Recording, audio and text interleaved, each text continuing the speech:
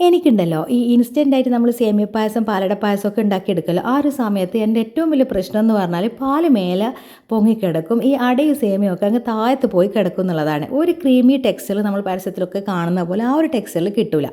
അപ്പോൾ ഞാൻ ഈ അടുത്തായിട്ടൊരു പരീക്ഷണം നടത്തി വെക്കുമ്പോൾ നല്ല ക്രീമി ടെക്സ്ചറിൽ കിട്ടുന്നുണ്ട്. എല്ലാവരും ചെയ്യുന്നതായിരിക്കും, എന്നാൽ അറിയാത്തവർക്ക് വേണ്ടി പറയുകയാണ്. അപ്പോൾ ഞാനെല്ലാം ഇപ്പോൾ ഒരു സേമിയ പായസമോ പാലടയൊക്കെ ഉണ്ടാക്കി ഒരാൾക്ക് സെർവ് ചെയ്യുന്ന സമയത്ത് ഗ്ലാസ്സിൽ പാല് പൊങ്ങിക്കിടക്കും, അടിഭാഗത്ത് ഈ അടയും സേമിയൊക്കെ പോയി കിടക്കും. അത് കാണുമ്പോൾ തന്നെ ഒരു വൃത്തികേടല്ലേ. അപ്പോൾ പിന്നെ നമ്മൾ ചെയ്യുന്നൊരു ട്രിക്ക് എന്ന് പറഞ്ഞാൽ പാലിൽ എല്ലാം മിക്സ് ചെയ്യാം. നമ്മുടെ പാക്കറ്റിലെ ഇൻസ്ട്രക്ഷൻസ് അനുസരിച്ച് നമ്മൾ പാലെല്ലാം മിക്സ് ചെയ്ത് തിളപ്പിക്കാൻ വെച്ചിട്ട് ഒരു ഇളം തിള വരുന്ന ആ ഒരു സമയത്ത് ഒരു 3 ടേബിൾ സ്പൂൺ അരിപ്പൊടി എടുത്തിട്ട് ഞാൻ വെള്ളത്തിൽ തന്നെയാണ് കേട്ടോ മിക്സ് ചെയ്തെടുത്തിട്ടുള്ളത്.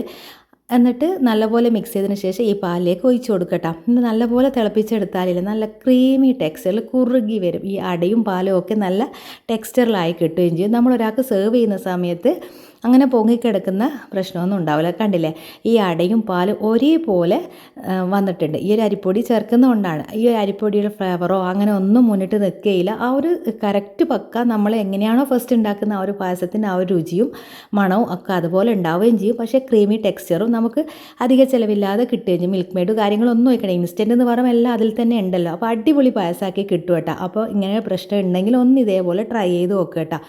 പിന്നെ വിഷു എന്ന് പറയുമ്പോൾ നമുക്ക് എപ്പോഴും വിളവെടുപ്പിൻ്റെ മാസമല്ലേ.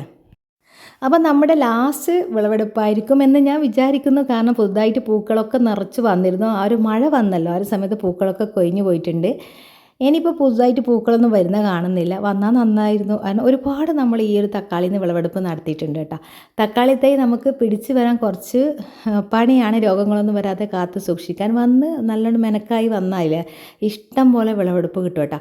ഒരുപാട് പേര് ചോദിച്ചിട്ടുണ്ട് ഏത് വളമാണ് ഉപയോഗിക്കുന്നത്. വളം എന്ന് പറഞ്ഞാൽ നമ്മൾ വീട്ടിൽ തന്നെ ഉണ്ടാക്കുന്ന ജൈവ വളം തന്നെയാണ് ഇതിന് ചേർത്ത് കൊടുക്കുന്നത്. പുറത്തുനിന്ന് എക്സ്ട്രാ ഒന്നും വാങ്ങിയിട്ട് നമ്മൾ ഇതുവരെ അങ്ങനെ വളമൊന്നും ഉപയോഗിച്ചിട്ടില്ല. നമ്മൾ ജൈവവളം കൊണ്ട് തന്നെ നമുക്ക് നല്ല ഇഷ്ടം പോലെ വിളവെടുപ്പ് എടുക്കാൻ പറ്റും കേട്ടോ. പിന്നെ നമ്മൾ അധികം മെനക്കെടുന്നില്ല കൃഷിയിലേക്ക്. ഞാൻ അങ്ങനെ ഓവറായിട്ടുള്ള ടൈമിങ് കണ്ടെത്തുന്നില്ലല്ലോ, അതുകൊണ്ടാണ്. അങ്ങനെയൊക്കെ നമ്മൾ കണ്ടെത്തുന്നതാണെങ്കിൽ ഒരുപാട് നമുക്ക് വിളവെടുപ്പ് കിട്ടും.